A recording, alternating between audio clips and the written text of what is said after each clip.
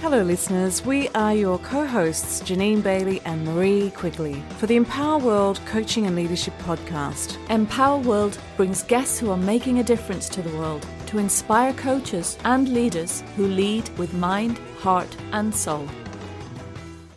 Hello and welcome to Empower World's The Coaching and Leadership Podcast. As you know, my name is Marie Quigley, and I'm delighted to be with our lovely guest this afternoon, this beautiful sunny afternoon where I am in the world, to introduce you to Sarah Short. Hello, Sarah. Hello, Marie. Nice to be here. Great to be with you too. So I could talk about your work, Sarah, but I always think it's much more authentic if it's coming from you. So please introduce yourself to our listeners and tell them who you are and what you do. Okay, thank you very much. So, hello, everyone. I'm Sarah Short, and I am the founder and one of the mentors with the Coaching Revolution. And we turn qualified coaches into well-paid professionals by teaching them comfortable, effective, and ethical client acquisition processes. We'll be 8 in September, so I've been doing this for quite some time. And the reason that we even I say we, originally, there were 3 of us that started the Coaching Revolution. And very sadly, one of them developed a brain tumor and died very quickly after we started. And at that point, we sort of fragmented, and I ended up staying with the Coaching Revolution. It's now mine. And all of my books have been dedicated to the lovely Hank, who is sadly no longer with us. What got us motivated to start the Coaching Revolution is that I came across a statistic that said that 82% of coaching businesses will fail in their first 2 years. And I thought, well, that's really odd. What's so special about 2 years? And in my head, what I thought was happening is that coaches were setting up their businesses and everything was going swimmingly. And then around the 22, 23 month mark, the whole lot was tumbling down like a Jenga tower. And I couldn't work out why. Why 2 years? What was Anyway, turns out that's absolute nonsense. It's a complete red herring, because the 2 years part is actually, that's as long as coaches can sustain trying everything they can think of to find clients. And they reach the 2 year mark, and obviously it's an average, but, around that mark, they lose the motivation, the energy, the impetus. They run out of money. They run out of will to live. Why isn't this working? And at that point, they often decide that the coaching profession is saturated and that this is not for them. And they leave us. And they get, going forward, they might scratch their coaching itch, as it were, in work or with their family and friends, but they never get to be the fabulous coaches that they could have been, because marketing and client acquisition skills are not intuitive. And the things that are suggested to us to try by our coach training organizations, and the things that we often try as non-marketers to build our coaching businesses, almost without exception, are casting our net wide. And the really counterintuitive thing about marketing is that it is incredibly focused. And I can go as far as to say that if it isn't focused, it isn't marketing. It's just splashing around trying to help people understand what you do. And as a provider of professional services, coaches have a real problem that no other professional service provider has. And that problem has 2 parts. Number 1, people don't know what we do. And number 2, they think they know and they're wrong. And if you think about it, lawyer, architect, accountant, therapist, psychotherapist, all of those people know what they do. And what that means is they know when they need the services of them, those professionals. And with coaching, that's usually not the case. Now, I know there is a slim group of people who tend to sit at the top of like the upper echelons of corporate or public sector, you know, sit at the top of the ladder, as it were, who absolutely do know what our kind of coaching is, but they are small in number. And the rest of the world has no idea what we do. And what that means is they have no idea when a coach could be the answer to the problem that they have. And so if you have that on kind of one side, on the other side, you've got a coach who in most cases is really, really bad at describing what coaching is. You know, we get very vague and start to describe the coaching process because, you know, I will always joke with people and say, who's had this, you know, hands up if you've had this conversation. Somebody says, what do you do? And you say, I'm a coach. And they go, oh, really? What do you coach on? And we go, no, not that kind of coach. And they go, oh. And then we start to say things, you know, I ask really good questions. And I'm not just listening to what you're saying. I'm listening to what you're not saying. And I'm watching your body language. And what they're hearing is, okay, so you talk to people and you want me to pay how much to have a conversation with you when I could have that conversation with my wife, my husband, my, you know, best friend, my daughter. Why on earth would I pay money to you to have a conversation? And coaches aren't actually that good at explaining why the professional fee that they're charging or that they want to charge is absolutely worth every single red cent of that sum. But if you are not able to articulate the value of the service you provide, which the vast majority of coaches are not, then people won't spend money with you, let alone professional sums of money with you. And so in September 2017, I set off to change that. And that's what I've been doing ever since. Well, look, I can absolutely see your passion and commitment and the energy that is obviously behind the coaching revolution.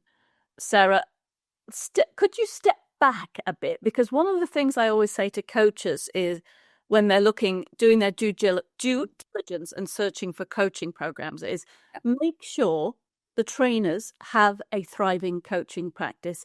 Make sure they are really working in the field of coaching and have built their practice. So understand some of the things you're going through. So if we look at you, how did you come to this world of marketing? What's your background? Okay, so I'm not a qualified marketer. I took a degree in performing arts. That you didn't see that coming, did you? That's a bit random. So I took a degree in performing arts and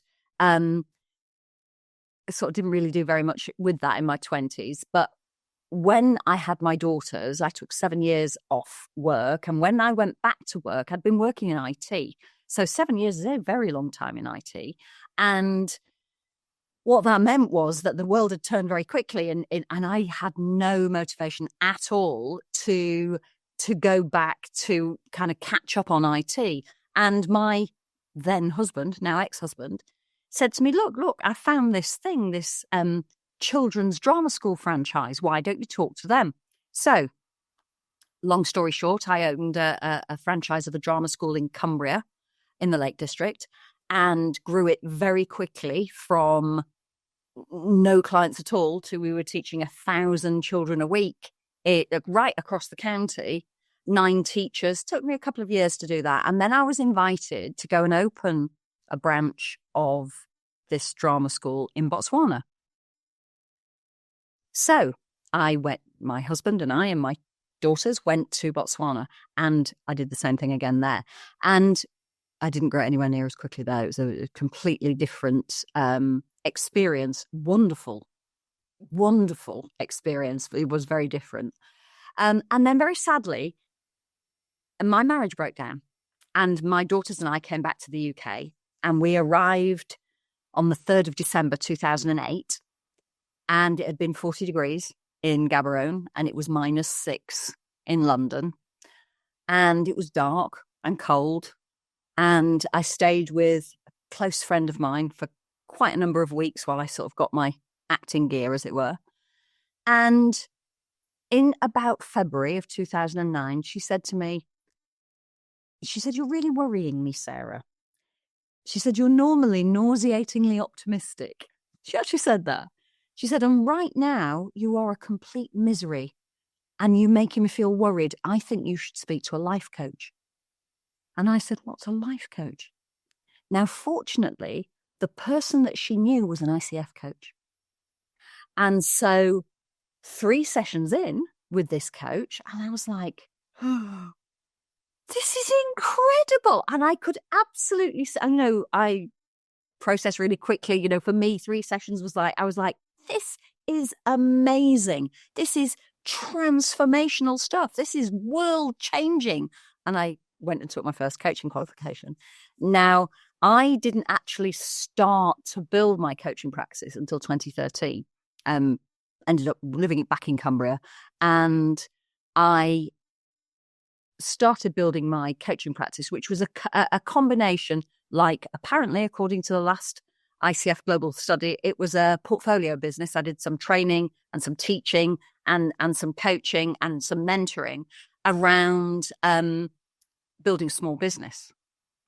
And I became aware over the next few years that the people that I trained with hadn't gone on to build a coaching business like they said they wanted to. They'd all, literally all, one by one, sort of floated back into what they were doing before, even though when we took our qualification, they were saying that they wanted out because they weren't enjoying this, and they just sort of floated back into it. And I was like, why has that happened? And when I spoke to some of them, because you stay in close, even if you don't speak for ages, you have a close relationship to the people you did your basic coach training with, don't you? And I was like, what, there's just no work out there. There's just no work out there. Now, a couple of them had kind of gone to the platforms, and that was a different thing back then. There was, good work available if you could register and get work from. And by the platforms, I mean BetterUp, Ezra, Lyra, Coach Hub, etc. But the ones who hadn't gone the associate route had just sort of fizzled out. And then I found that statistic. And I hadn't had that problem. I built my coaching business, but then because I'd run this drama school and my role as the principal of a drama school. Oh, by the way, between 2009 and 2013, I'd also opened and run an English language school. So I'd been principal of an English language school on the South Coast as well. And so my career up until 2017 had been about education and sales and marketing. It had been articulating the value of what I did, whether that be running a drama school or running an English language school. It had been articulating that value to very specific groups of people. So I understood that market focused. I understood that you can only market to a specific group, not to everyone, because if you try to market to everybody, literally nobody hears you. You just disappear into the noise. And so when I'd started my coaching business, I knew exactly who I wanted to work with, and I knew what to say to help them understand why they should work with me. So, small business owners, I was very specifically women with small businesses who had started their businesses because they wanted to not go back to work after they'd had their children, and they wanted to be able to contribute meaningfully to the family financial pot without going back to work for somebody else. They wanted the flexibility of working for themselves. So I knew exactly who I wanted to work with. And so a lot of the places that I would find clients would be things like business networking events. And I would go to these events, and there would be, as there are always, 3 or 4 other coaches. And they'd say, "Oh, I'm a coach, and I can help you reach your goals and overcome limiting beliefs and mental barriers, and I can get your team singing from the same hymn sheet." And everybody would just look at them blankly because, number one, nobody has a goal. Number two, you don't know you've got a limiting belief until the instant that you realize that thing that you thought was simply the truth is a limiting belief. So telling somebody that you can help them remove their limiting beliefs when they know they don't have any, It's not a useful way of describing coaching. We know what it means. It's not language for muggles, is it? It's Absolutely. it's language for coaches. Yes, I call it coach speak. Coach speak is jargon. And what we need to be able to do is client speak. And, people go, well, how do I do that? Well, the thing about client speak is that every single different kind of client has their own language and jargon, etc. And so I'd kind of watch these coaches and like that, and they all sort of started to make sense. I'm looking at these coaches, I'm talking to my coaches from my training cohort who are saying, oh, well, I went here, there, and everywhere. And I'm looking and thinking, you don't know how to articulate the value of coaching. I can help you with that. And when we started, there were three of us, like I say, in the very beginning, just for the first 12 months. And we each had coaching practices that were thriving. And we worked in very different sectors. I worked with my women with small businesses. Hank worked in the public sector. And Paul, the other chap, worked in tech, very specifically tech businesses that were run by the owner. So tended to be, before they got much above £20 million turnover, they would still be owner run. Bigger than that, he wasn't really interested because he liked working with the whole team. So we knew exactly who we were working with. And when we looked around, we realized that other coaches didn't have anywhere near that level of clarity. And without knowing who you're talking to, you don't know where you should be and you don't know what you should say. And so we thought we'd have maybe, 3 or 4 people a year, coaches a year that we might help each, perhaps, if we were. And that's not what happened at all. And then, like I say, very sadly, Hank died, and we sort of went in our own directions, Paul and I. And then about 4 years ago, from 4, maybe even 5 years ago, can't quite remember when, I decided to get our programs ICF accredited. Now, and again, this is, if you think about this from my perspective, rather than from the perspective of a coach listening to this podcast. So from my perspective, I work with qualified coaches. Now, when I say qualified coaches, what do I mean? I mean somebody with an ICF credential or an EMCC credential or an AC credential or one of the equivalent bodies around the world, or they might have a master's in coaching or even a PhD in coaching. What I don't work with is the people who've done a 27 quid on Udemy training course. Now, the reason for that is that what we teach is very effective. And I don't want to be responsible for the proliferation of lousy coaching. And, I've had people challenge me on that and say, well, how do you know that that's lousy coaching? And obviously I don't. But what I do know is that over the years, people have hopped into my diary and said, oh, look, I've not even done any training yet, but I've seen you on LinkedIn and I know you know about this stuff. Is there some way you'd recommend for me to get trained as a coach? And they tended to say to me, because I've been coaching informally for decades and I'd like to, formalize. Now, I reckon there must have been 40 over the years, and I followed up every single one. And without exception, they all said, I wasn't coaching. I was mentoring. I thought it was coaching, but it wasn't. And what that tells me is, if you haven't done what I call a proper coaching course, then you are not our kind of coach. And if you have done, if we just kind of look at ICF, so if you've done an ICF course, then you are taught that you can coach anyone, because of course you can. If they sit down in front of you, you can coach anyone. And so I'm kind of jumping around here, but I'm hoping there's a path that makes sense through it. So if we think about a financially viable coaching business, so a business that's covering your financial bases and leaving you with some to have a nice life too, that business has 2 completely separate skill sets. And if you imagine like an old-fashioned weighing scale. So on one side of the scale, we have our delivery skills. And that's where our coaching qualifications sit. And it's also where every practitioner certificate, facilitation certificate, personality profiling, every single tool or skill that we have that we can whip out of our toolbox when we are delivering the thing that we do, they all sit on that one side of our skills scales. And none of them is a client acquisition tool. They are delivery tools.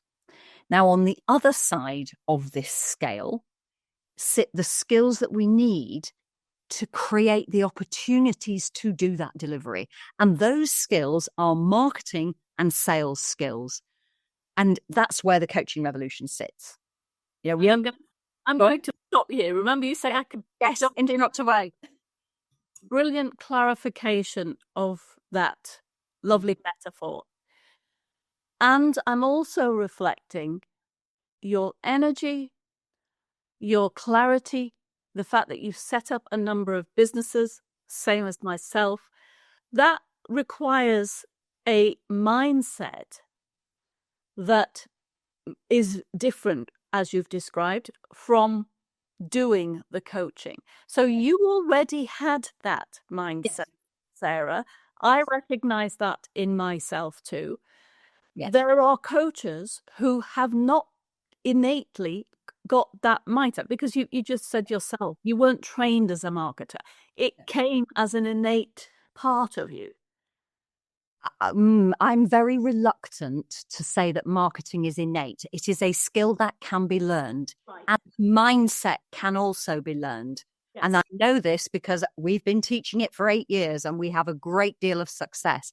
But I can tell you that one of the biggest transformations of the coaches that we work with, they'll say, I mean, several of them have said to me, many of them have said to me, I did not anticipate that working with the coaching revolution would be such a massive personal development journey.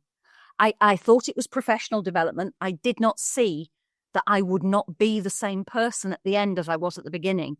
And the biggest transition is that employee to entrepreneur. Now, not, some people go, oh, I hate the word entrepreneur. Okay, self-employed. From employee to business owner, there is a huge change in perspective required. And it can be learned. It can be learned. Yes. It can be learned. But it might come more natural to some than others. Yes. And if you have a resistance to the word of entrepreneur or the word of money, then your relationship with building a business is going to be very different than if you have a different perception about that. And it sounds like that's what if you're working on the mindset of a coach, that's absolutely what's required for you to get into a state where you can start owning yourself and what you want to bring to the world. So, yes. Now, there are a few bits in that, because I know, when I'm talking about these scales, these are your delivery skills, these are sales and marketing skills. I know that there will be people listening to this podcast going, ugh, sales and marketing, I'm rubbish at that. I'm rubbish at sales. I don't like being pushy. I don't like being braggy or boasty. And the idea, sales in particular, but marketing tends to get tarnished or tarred with the same brush. There is this perception that what is required of you when you market and or sell is that you drag your metaphorical chair onto a metaphorical stage, you put it right in the middle and you climb on it with your metaphorical megaphone and shout, buy my stuff. That is about as far away from marketing as it is possible to get. And the reason that coaches think that's what marketing is because when they look around, let's say LinkedIn, because we all know LinkedIn, they look around LinkedIn and most coaches are connected to hundreds of other coaches on LinkedIn. And so what they see is other coaches going, oh, I'm humbled. My clients have said this. I'm so there. Let me tell you about my latest qualification. And they are humble bragging. Or worse, my absolute favorite is when coaches overshare on LinkedIn. I call it bleeding all over LinkedIn. It is toe-curlingly uncomfortable. And so they overshare. wildly overshare. When you think we are professionals selling a professional service and you have a coach talking, like basically airing their dirty laundry in public, and then all these other coaches jump in the comments going, oh, you're so vulnerable. Oh, how brave of you. It's like, that's not marketing. That's people oversharing on LinkedIn and their kind of friends and colleagues, other coaches jumping in going, oh, aren't you wonderful? That's not how we find clients. Overshare it. Can you imagine, for example, if you went to the doctor and said, I've got a terribly sore throat, and she said, yes, me too. You're like, what? I don't want you to tell me how sick you are. I don't want you to. I'm not interested in you, doctor. I'm interested in how you can help me. And that is absolutely the case with potential coaching clients. Now, I think there is like a whole commercialization, commercial reality to coaching that our profession does not deal with. Doesn't deal with at all. Not even doesn't deal with well, but doesn't deal with at all. And when I said about sales and marketing and coaches feeling uncomfortable and sticky, what I can tell you is that if you market well, most other coaches won't even notice that you're doing it because they are not your target audience. And what tends to happen in our profession is people try and they try everything they can think of, and they try and they try and they try. And in the end, they just can't find anybody real, as in muggles. They can't find anybody who's interested in what they do. And so then the dark underbelly of our profession is that we all end up coaching each other. Coaches, coaching coaches, coaching coaches, coaching coaches. And I think it's a shame. Not that there's not massive value in being coached ourselves, but if you want to build a business, a coaching business, you're probably not going to be coaching coaches, because coaches have access to reciprocal coaching and, all these different, coaches can find a coach. And so what we need to get good at is articulating the value and the benefit of what we do in words that are understood by non-coaches. Muggles, I loved your muggles thing, that. And when I think about the coaches who come and work with us, they've often spent a lot of money elsewhere trying to make this gig work. And one of the places that they will spend money is with a business coach. And here's the thing. You cannot coach across a knowledge gap. It doesn't matter how brilliant the coach is and how willing the coachee is. You cannot coach across a knowledge gap. Now, coaches don't realize they have this knowledge gap. They don't realize. But when they have these business coaching conversations, they can come up with ideas. That doesn't mean that they're good ideas. I've spoken to people that the worst case scenario is somebody had spent $22,000 with a coach, a US-based coach, and spent a year working really, really hard and literally never made a red cent. And then others they've worked with people who have not given them pragmatic, actionable tasks.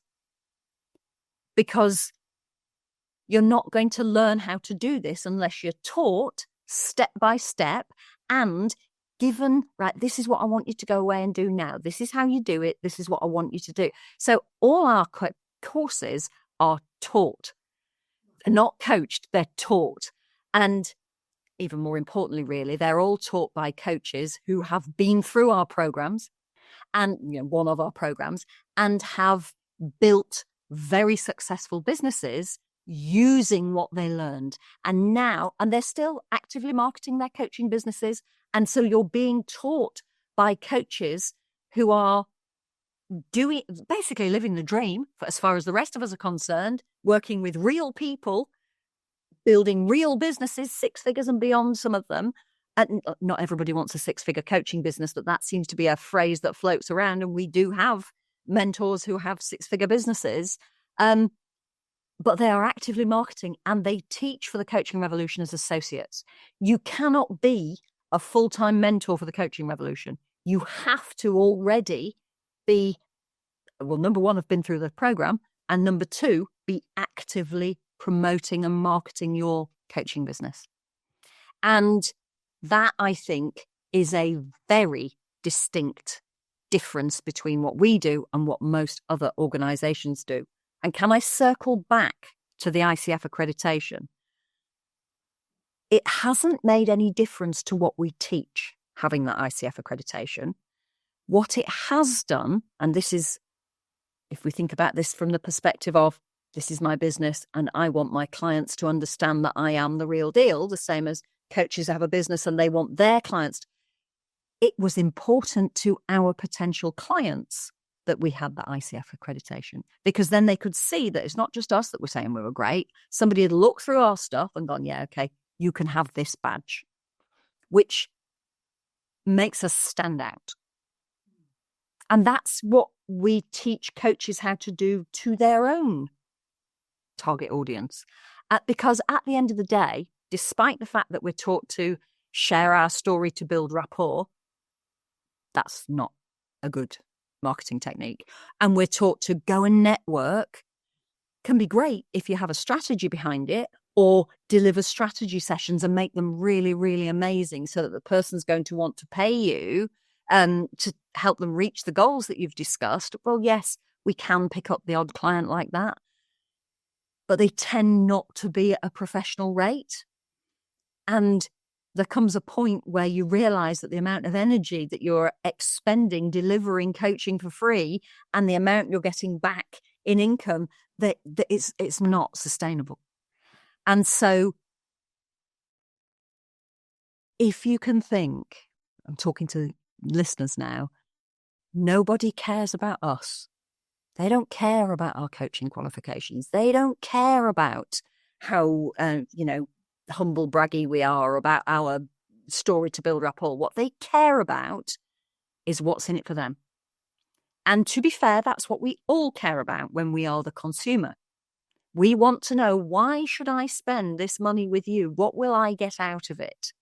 And marketing is about being able to articulate that in a way that the person that we're attracting understands. They recognize themselves in your marketing message.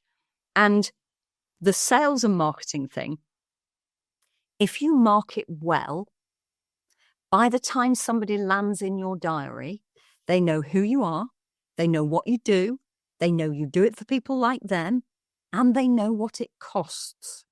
And so they are in that call with you because they want like a real chemistry session. They want to know, are you the person that I really hope you are, based on everything that I've seen of you so far? And of course, if you've done it well, ethically, authentically, then you absolutely are the person that they wanted you to be. And so you're not really selling anything. You're simply saying, yes, you're exactly the sort of person I can help. Yes, you know what this costs. Would you like to work with me? And as you're saying that with your vibrant energy, I'm also recognizing there are some coaches who speak and sound different to Sarah and Marie and other coaches. And it is important that the voice you use is your voice. If your own voice. The information and the connections you make are absolutely in your way of doing things.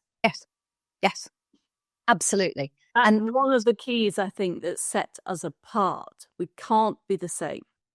And if you're trying to be somebody else, you're being fake, and it shows. It shows. And one of the conversations that I have quite frequently is, oh, well, it's all right for you, Sarah, because you're an extrovert.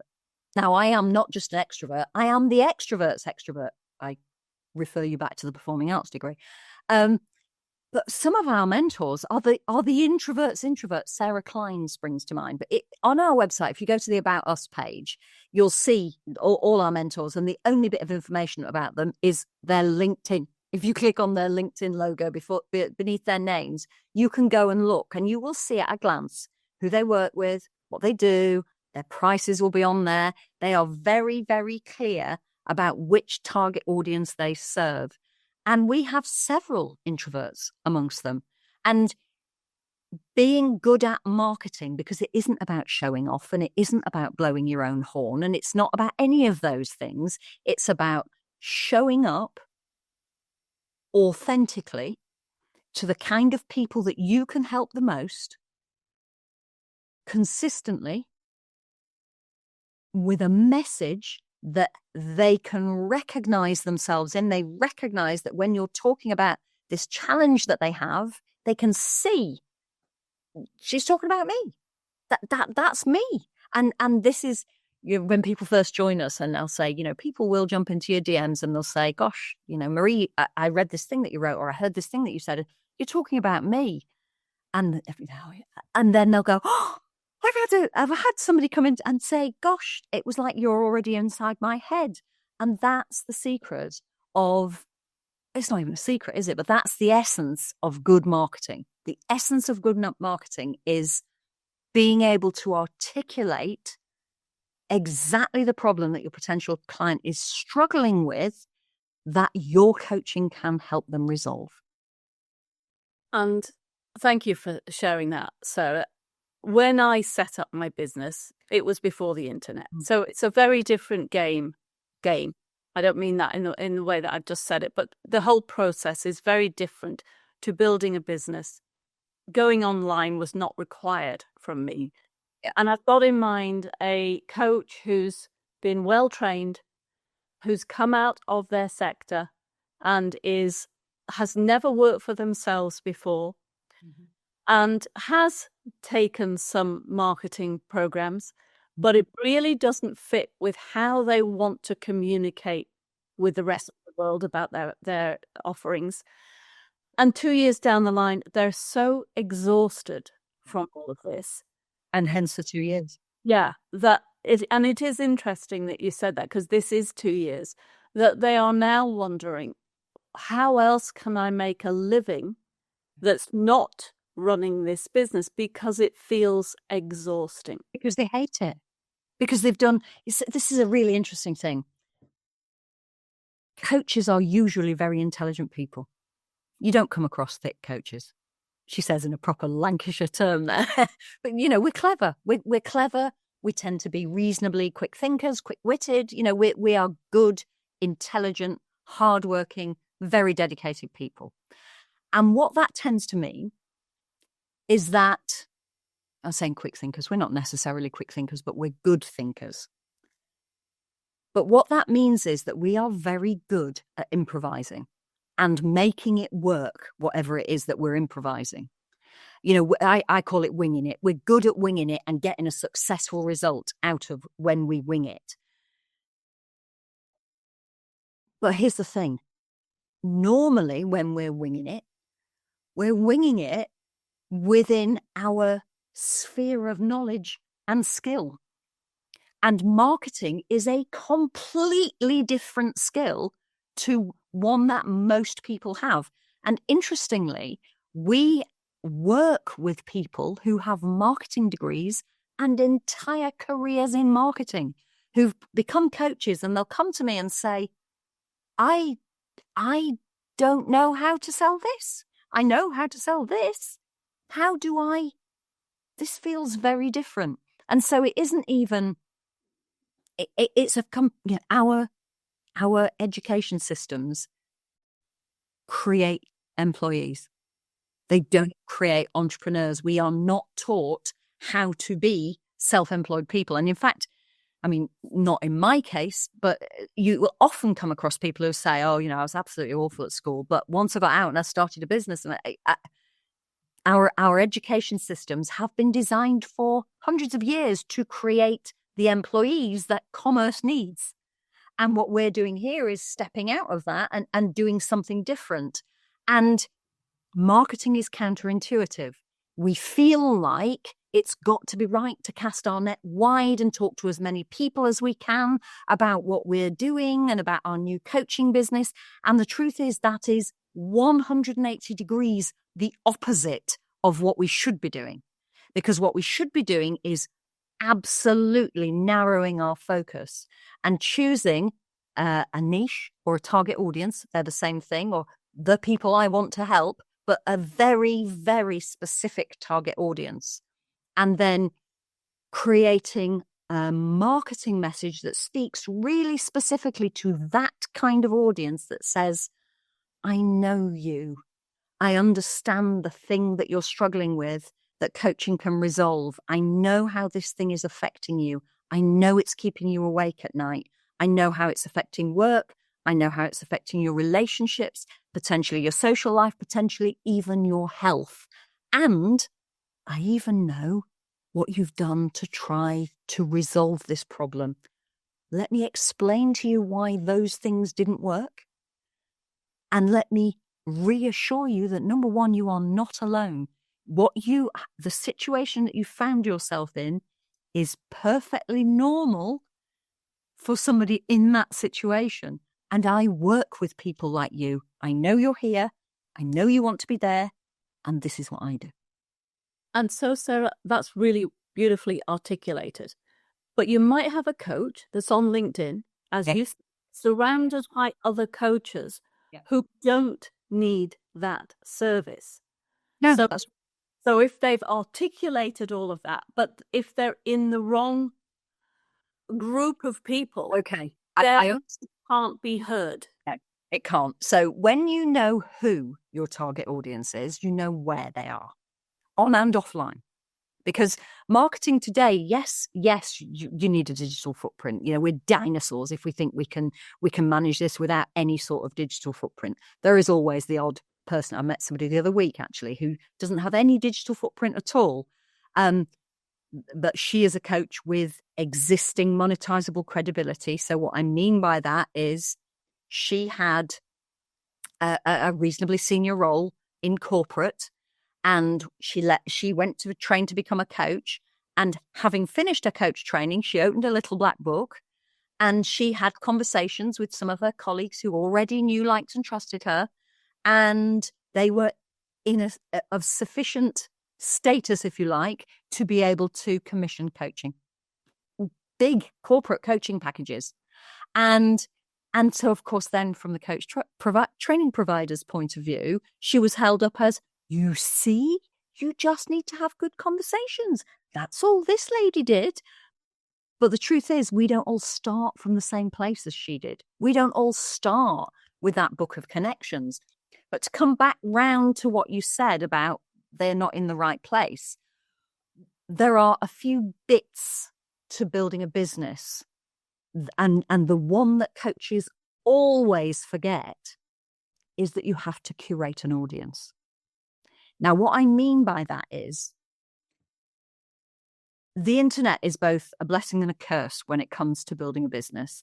And the reason it's a curse is because we all feel that if we write something online, let's just use LinkedIn again as an example, we write something on LinkedIn that everybody's going to see it.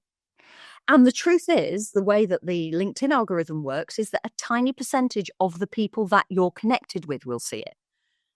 And, you know, it might be that you've written something that has a lot of reaction or a lot of linger, and then maybe a few more people will see it and a few more, but it's in kind of concentric circles effectively.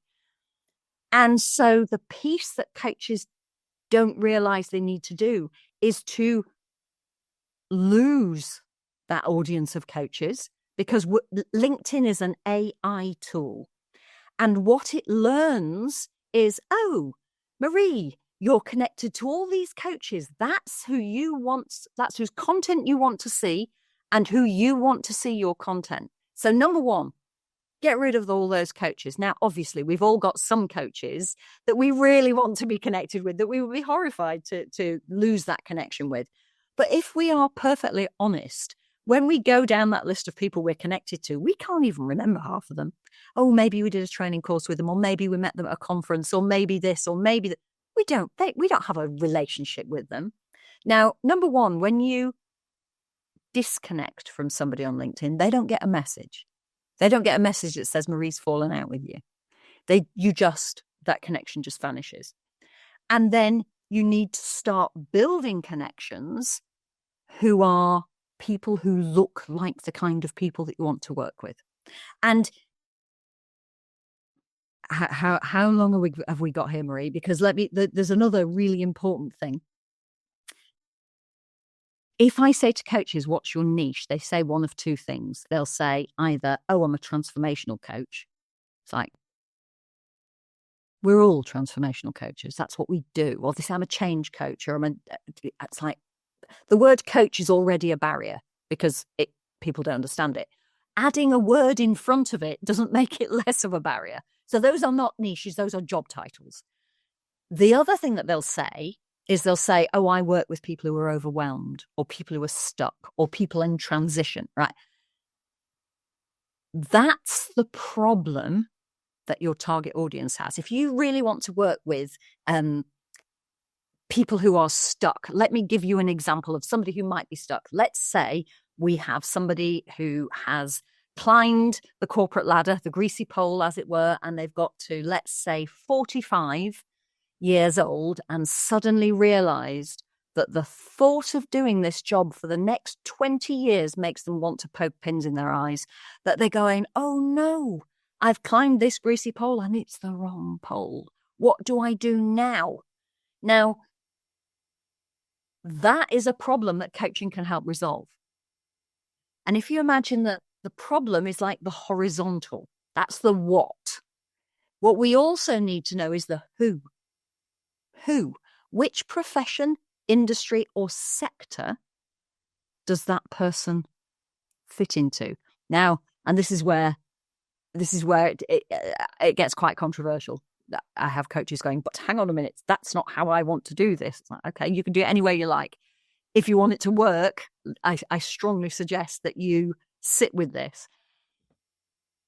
To choose a target audience that's a target audience whose language you speak, back to, we need to be able to describe this in their words, not in ours.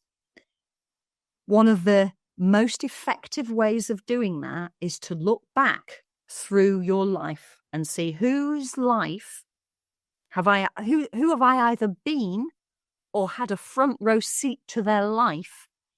And so therefore I know how their lives go. And I don't just mean how their jobs go, but how the rhythm of their life goes.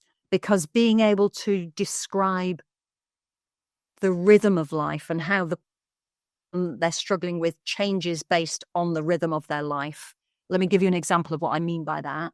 Somebody who's a teacher, for example, their lives have a different ebb and flow than somebody who is, let's say, a medic. And so understanding that, you're doing that run down to the school. Let's say they're a school teacher. You're doing the run down to the school holidays. You know, they can see the finish line. All teachers are sick for the first week of the school holidays, and understanding that and being able to go and relax and go and get the Calpol or paracetamol, whatever it is, and understanding how the pressure of an external inspection or how helping children move it, all the different things that go on in the life of a teacher and the way teachers' lives run. So they might be home early, but they might be sitting up late marking and preparing and what have you. Being able to demonstrate knowledge, understanding, and empathy for the situation that they have, that they've found themselves in, and also how their lives wrap around this. It's some really detailed work to be done. And so if you can look back through your life, and it may be that it isn't a younger version of you, and that's fine. It could be a younger version of you, but it may be that it's not a younger version of you. And providing you've had a front row seat. So what do you mean a front row seat? Maybe your parents, or maybe your husband, or maybe your sister, somebody who you know really well, and you've seen how their lives go, and you understand the impact that work has on their life. And actually quite a few coaches, not the majority, but quite a few will, when they've sat with that for a while, they'll say, do you know what? I want to be the coach that I wish I'd had at this point in my career, because that was a real problem for me. And had I had access to coaching, I would have made completely different decisions, and I would not be where I am now. I mean, obviously they're happy now because they're coaches, but they've often been through a very difficult phase to get from where they were to where they are now. And they may not be happy because they may not be earning the money to say field of business. Yes. Field of coaching. One of the things to remember with marketing a coaching business is that the things that coaching can help with often have quite a strong element of shame attached to them, even when they should not have. There is no reason for that person to feel ashamed. But if we go back to our lady who at 45 is up the wrong greasy pole, as it were, she will feel ashamed. She will be like, oh no, I can't let anyone know that I'm feeling like this. It's like top secret. I'm embarrassed. How have I got myself in this situation? And so what that means from a marketing perspective is it's unlikely that people are going to engage with things that we write on LinkedIn, because they will feel that they're going to out themselves by liking a post that you've written about, are you up the wrong greasy? Are you hating your job? Are you just hating it? Do you glide into the weekends going, thank goodness that's over? And do you sit on Sunday evening going, I can't do this again for another week? Now, they're not going to go, oh, yes, that's me, because they think everybody will see. And so there's a level of sensitivity and respect and empathy, come back to this empathy, involved in marketing to these people who are feeling sad, embarrassed, unhappy often.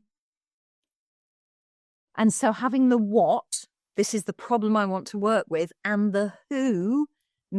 So when we're thinking about the who, the easiest way to think about that is if you go to the search bar on LinkedIn and if you type overwhelmed, what you will find is thousands of coaches who say they work with people who are overwhelmed. That is not a target audience. Those coaches are not. That is.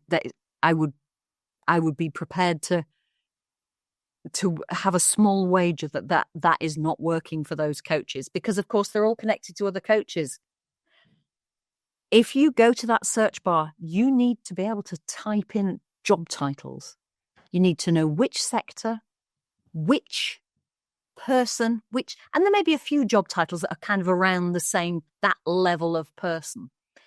And where the what and the who, where they cross, that's where the proper term is ideal client avatar, but that's where your ideal client avatar sits. Now, that ideal client avatar, once you know who they are, that you can literally forget everybody else in the world, and you write your marketing message for that person. And if you imagine that person sits in the middle of your dartboard, you've got a dartboard, that person sits exactly in the middle of the dartboard on the bullseye. But the majority of your clients will come they won't be exactly like your ideal client. So my ideal client avatar is a woman called Stella Hewitson, and she has a background in HR. She's 42. I can tell you the ins and outs of her life. I know the names of her children. I know what things she likes to read. And her husband, I know what he does. And the truth is that most of our clients are significantly over 50. Not every single one of them, but most of them are. And when I created Stella Hewitson at the beginning of the Coaching Revolution journey in September 2017, it was my intention to have Stella as the center of my bullseye, of my dartboard, for a year. And she's still there. And the reason that she's still there is because she works for us. If I talk to Stella, everything that I do, I'm talking to Stella, whether I'm writing an article, whether it's an episode of a podcast. Here, I'm thinking of Stella, listening and going, but what about this, Sarah? But what about this, Sarah? I don't understand this. And how about this? Because I now, 8 years in, have spoken to thousands of Stellas. And so I know that the problem that Stella has, it is a problem that is shared by, honestly, the majority of coaches, because we don't know how to market. Nobody ever teaches us how to market. And marketing well, this skill set doing that well is what means you get to do that. And that's what we all want to do.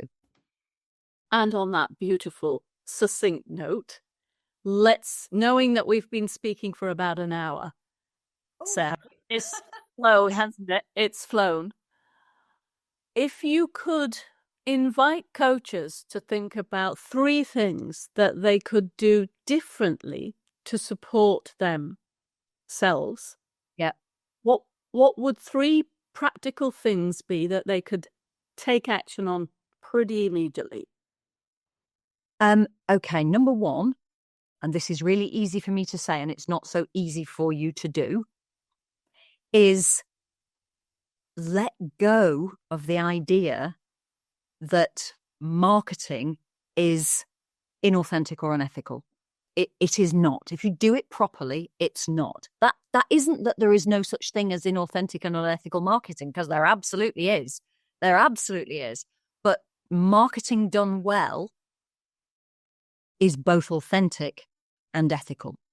So let go of the belief that it's that. Yeah. Yes, that is a limiting belief.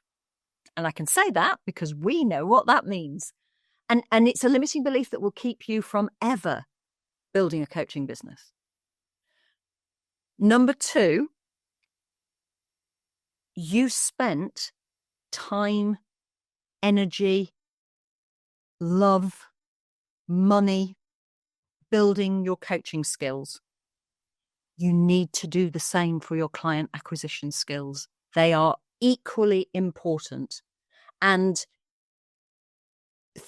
let me give you a quick analogy.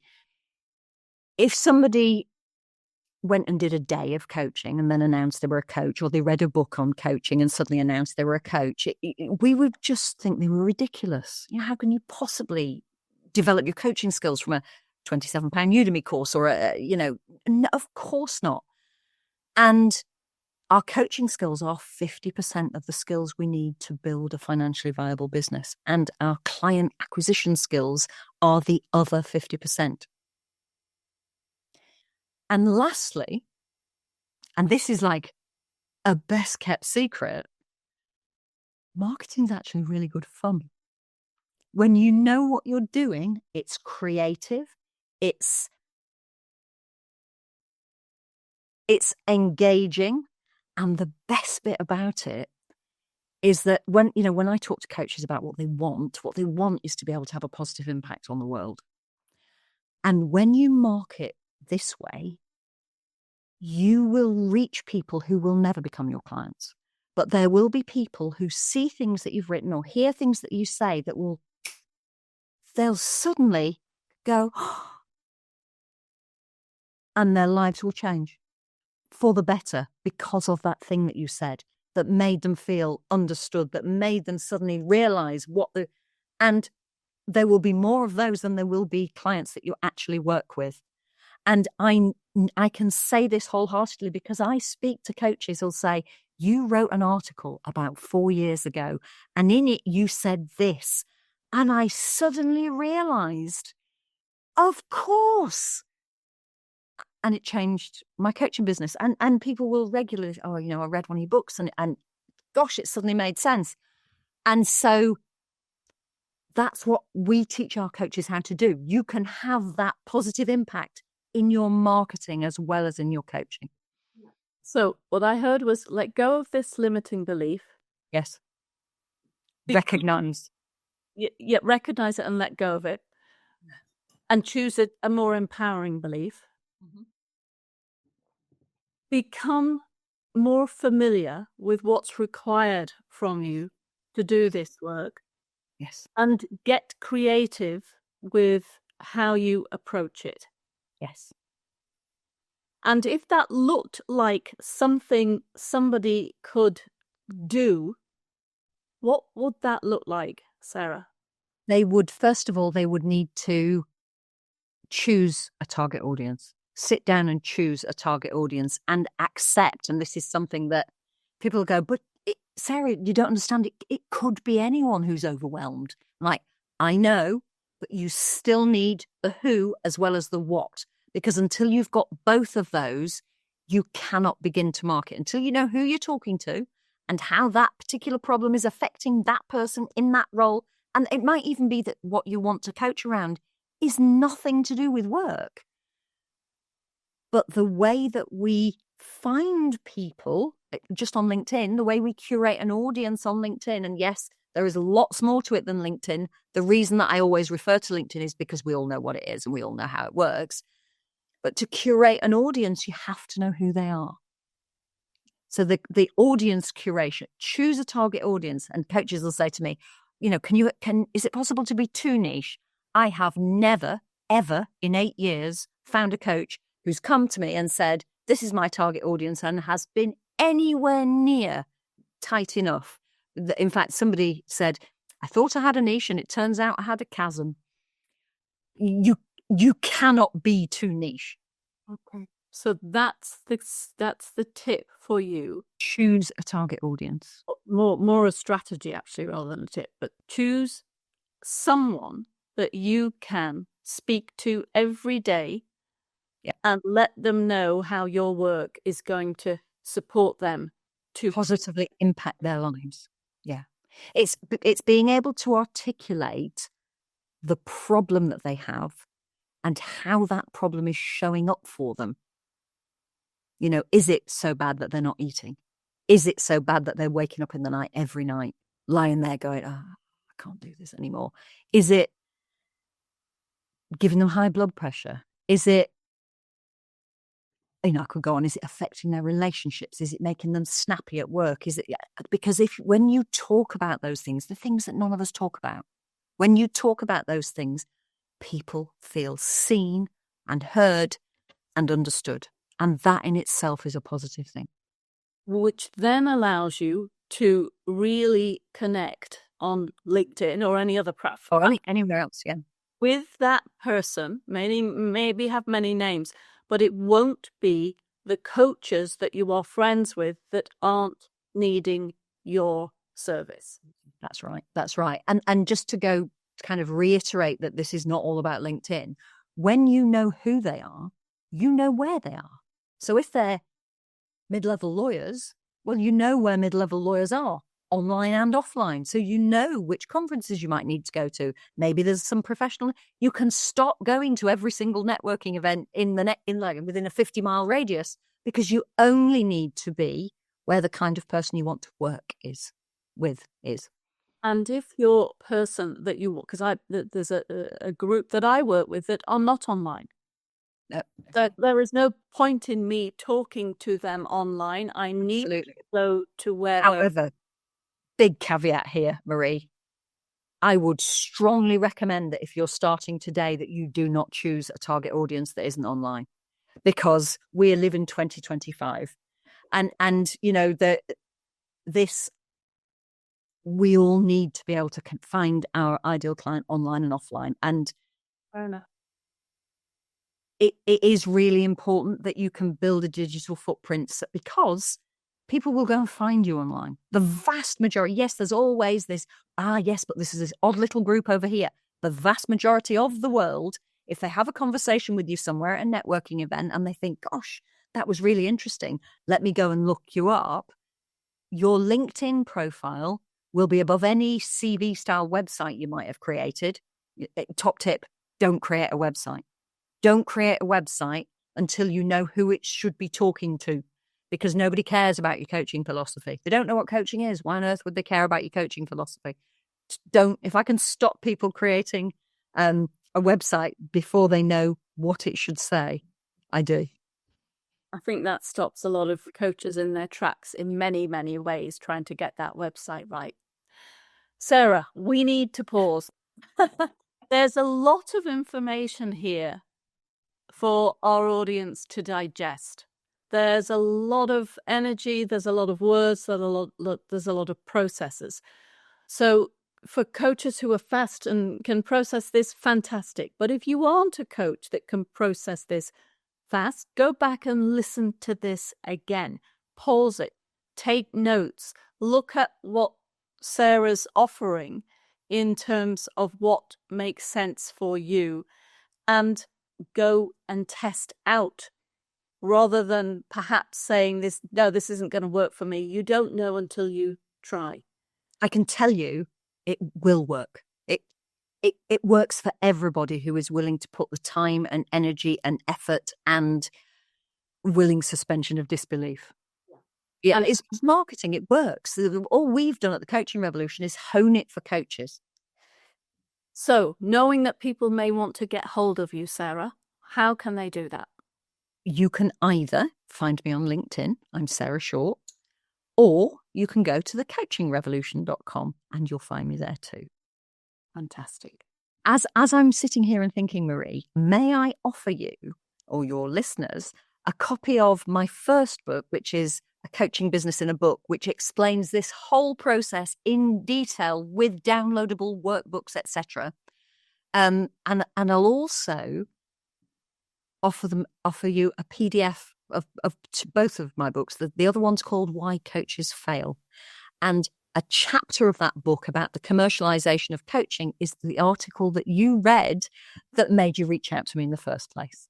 Exactly. That's very generous of you, Sarah. And I'm sure will be great value for those who really want to look at what Sarah's talking about and support you to do some different thinking around this. Sarah, thanks for your time. It's been a great pleasure. It's taken us a while to get to this point to meet. Many other things have gotten in the way, but I'm glad we made it today. And coaches who are listening, if this resonates with you, we'd love you to share it. We'd love to hear your comments and reflections. If you want more of this, let us know. If you want different things that you want to hear Janine and I share on this podcast, let us know. We are here to serve you and make your life and your practice successful. Have a good day, everyone. Thank you for listening. Thanks for listening. You can find out more about us on our website, www.empower-world.com, and on our social media networks, Facebook, LinkedIn, Twitter, Instagram, and YouTube. Be empowered.